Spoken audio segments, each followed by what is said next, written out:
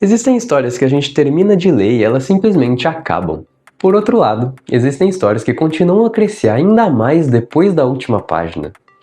E Boa Noite Pum Pum é definitivamente um belo exemplo desse segundo caso, e talvez seja por isso que é tão difícil saber por onde começar a falar desse mangá.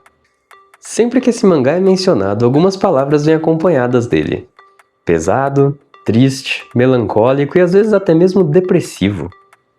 E isso tudo é bem verdade, essas coisas realmente estão presentes aqui nessa obra. Esse é um mangá que passa longe de ser aquele tipo de leitura mais leve, que você para pra ler só pra passar um tempo e relaxar. Mas sempre que eu volto pra essa obra, eu começo a folhear de novo algumas páginas e algumas cenas me vêm na memória. Essa definição, por mais que precisa, ainda me parece insuficiente para descrever meus sentimentos em relação a Boa Noite Pum Pum. Porque sempre que eu volto a lembrar desse mangá, novos detalhes aparecem, cenas ganham novos pesos e a sensação que me passa é de que realmente esse mangá nunca terminou, pelo menos não dentro da minha cabeça. E eu acho que parte dessa sensação vem da forma como essa obra foi construída. Isso porque por trás de Boa Noite Pum Pum tem um autor um tanto peculiar. Inio Asano atualmente é considerado um dos mangakas mais influentes e únicos da sua geração, especialmente quando se trata de obras mais intimistas, interessados em aprofundar a complexidade dos sentimentos de seus personagens. Suas histórias muitas vezes giram em torno de personagens que estão em um momento estranho da vida, seja o fim da infância, da adolescência, que começa a dar lugar à vida adulta, ou personagens que passam por momentos de não saber seu lugar no mundo, sem motivação, frustrações, inseguranças, no geral, a sensação de estar sempre perdido. Inio Asano começou a sua carreira nos mangás como assistente de Shin Takahashi, autor de Saikano, e já no ano seguinte ganhou o prêmio GX, concedido pela editora Shogakukan para novos talentos. Em 2003, ele lança seus primeiros trabalhos autorais, What a Wonderful World e Nijigahara Holograph, ambos já lançados aqui no Brasil pela editora JBC, casa editorial de Asano aqui no país. Mas seria apenas em 2007 que Inio Asano lançaria sua obra-prima. Publicado originalmente em 13 volumes entre 2007 e 2013 pela editora Shogakukan, foi com a criação de Boa Noite Pum Pum que muitas das ideias e temáticas que o autor já desenvolvia nas suas obras anteriores pareciam ganhar realmente mais peso, tomar mais forma e ficarem cada vez mais intensas. Se eu tentar explicar a história dessa obra para você, ela provavelmente vai parecer bem simples. É um mangá sobre parte da vida de um garoto chamado Pum Pum. A história começa com ele ainda criança, levando uma vida razoavelmente comum. Escola, colegas de classe, convivência ainda que nada saudável com a sua família. Situações que, por mais triste que algumas delas sejam, poderiam facilmente ter sido parte da infância de qualquer pessoa. Nós vemos Pum Pum passar pela infância, pela adolescência, pelo ensino médio, arrumar o seu primeiro emprego, as suas primeiras desilusões amorosas, quem nunca passou por isso?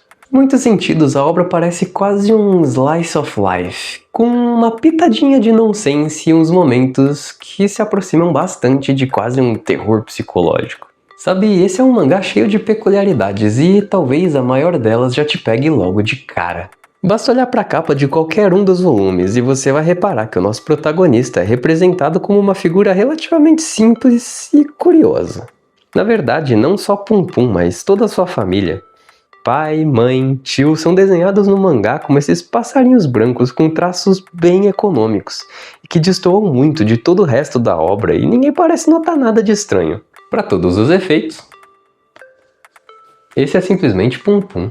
E isso levanta algumas questões realmente bastante interessantes. Por que uma obra que parece querer retratar o seu mundo de forma tão real e cotidiana, ainda que ele abre espaço para algumas inserções bastante nonsenses, escolheria retratar alguns dos seus personagens principais de maneira tão estranha? Eu já vi muita gente falando a respeito disso e são hipóteses realmente bastante interessantes. Talvez a teoria mais popular que eu já tenha ouvido falar a respeito seja de que, ao retratar o seu protagonista de forma tão abstrata, sem definir muita coisa sobre a sua aparência, facilita muito com que a gente se projete nele, e em muitos dos dramas que ele passa ao longo desse mangá. E olha, isso até que faz bastante sentido sim, porque Bom, todos nós já passamos por fases e momentos da vida que são muito identificáveis com as coisas que acontecem nessa obra. Quem nunca vivenciou um primeiro amor não correspondido, ou quem nunca presenciou uma briga dentro de casa, são coisas realmente muito cotidianas, certo? Mas eu não sei, depois de tanto tempo pensando, hoje pra mim eu acho que faz mais sentido imaginar que, na verdade, esse personagem não é desenhado desse jeito para que a gente se coloque no lugar dele. Talvez essa seja simplesmente a forma como ele mesmo se enxerga nesse mundo. Se você abrir em qualquer página do mangá, é bem capaz que você perceba duas coisas imediatamente. A primeira é o mundo cheio e rico criado por Inio Asano aqui nessa obra, um Japão de ruas sempre entupidas, prédios e paisagens detalhados e bonitos, estações de trem sempre lotadas de pessoas que muitas vezes sequer a gente repara nos rostos, nas suas expressões ou coisas do tipo. É uma infinidade de pequenas informações que, na maioria das vezes, nos parecem normais, e no meio de tudo isso está Pum Pum, um pequeno passarinho branco desenhado de forma até meio tosca, o que parece descolado de tudo aquilo. Cara, sem brincadeira, o contraste é realmente gigante.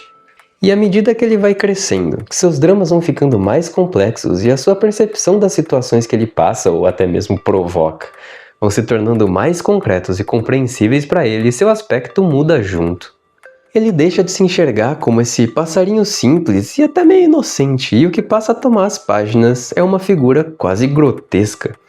Um monstro cheio de olhos ou uma espécie de demônio sem face, com chifrinhos que nos causam uma certa repulsa. A mesma repulsa que eu sinto de você, que chegou até aqui e ainda não se inscreveu no canal. Que decepção, hein? Enfim, retomando. E essa eu acho que é a maior pista que Boa Noite Pum Pum nos dá de que, na verdade, esse não é um mangá que está interessado simplesmente em nos contar uma história que a gente possa se identificar, mas sim em nos mostrar as percepções que os próprios personagens têm delas, por mais deturpada que algumas delas pareçam, sobre esse mundo e, às vezes, sobre si mesmos. E é a partir daí que a obra começa a abrir espaços para momentos que parecem escapar completamente da realidade cotidiana que esse mangá se propõe no primeiro momento. Será mesmo? Se a gente parar para pensar, mesmo algumas dessas inserções completamente xarope das ideias, hoje até que me soam com uma certa lógica, e as representações de Deus nesse mangá ajudam a elucidar isso muito bem. Vamos pegar o personagem de Shimizu, por exemplo. Um garoto bondoso, inocente e que muitas vezes sofre na mão de bullies ou aproveitadores e que desde muito cedo já teve que passar por um grande trauma. A perda da sua mãe num acidente ainda muito criança. Para um garoto como esse, não é uma grande surpresa que, para ele, quando ele olha para o céu, a imagem de Deus que vem à sua mente. Esse ser que lhe proporcionou essa vida tão dura, mesmo ainda tão jovem, seja a de um cocô. Não me peça para explicar a nave alienígena, isso eu não tenho a menor ideia. Ou que, no caso do próprio Pum Pum, essa manifestação venha de uma figura um tanto peculiar. Um japonês de Black Power bem esquisito, mas que está sempre conversando e falando com o Pum Pum sobre como a vida não é exatamente um morango, atiçando ainda mais muitas das inseguranças e paranoias da cabeça dessa criança que também cresceu em um ambiente tão conturbado e de certa forma negligente com seus sentimentos dentro de casa. E quando a gente para analisar o mangá sob essa perspectiva, tudo faz sentido. Porque essas inserções absurdas não estão lá para quebrar a realidade dessa história. Muito pelo contrário. Eu acho que elas estão aqui justamente para nos mostrar como essa realidade é sentida e percebida por dentro da cabeça desses personagens. O que me puxa direto para outro aspecto realmente incrível que existe aqui dentro dessa obra, que é o contraste gigante da forma que esses personagens sentem esse mundo e a forma como ele é construído ao redor deles. Porque ao mesmo tempo que o mangá abre brechas para esses momentos que beiram o surrealismo, o ambiente em que tudo isso acontece parece surpreendentemente concreto. O mundo que Inio Asano constrói dentro de Boa Noite Pum Pum é, para além de palpável, muito vivo. Os ambientes estão sempre movimentados, cheios de pessoas que caminham, conversam, fazem gracinhas lá no fundo do cenário e que muitas vezes a gente nem percebe que estão ali. As páginas estão repletas de situações e diálogos que não têm a menor importância para a narrativa, mas que ajudam a criar uma sensação muito específica, de que esse mundo continua existindo, mesmo quando não tem ninguém observando. De que aqueles lugares e personagens continuam acontecendo e vivendo as suas vidas independente dos personagens principais passarem por eles ou não.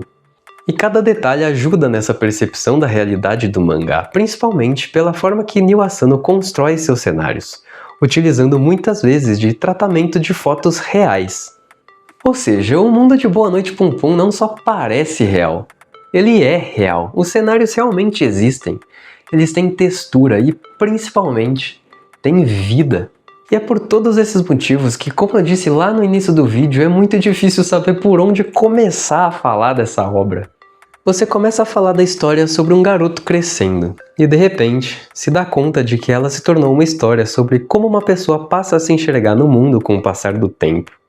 Como as experiências que nós vivemos, sejam elas boas ou ruins, acabam moldando a forma como a gente enxerga a realidade. E às vezes, até mesmo, a forma como a gente enxerga histórias de ficção. Então talvez a abertura que eu fiz lá no começo comece a fazer um pouquinho mais de sentido para você também agora. De que algumas histórias realmente terminam na sua última página.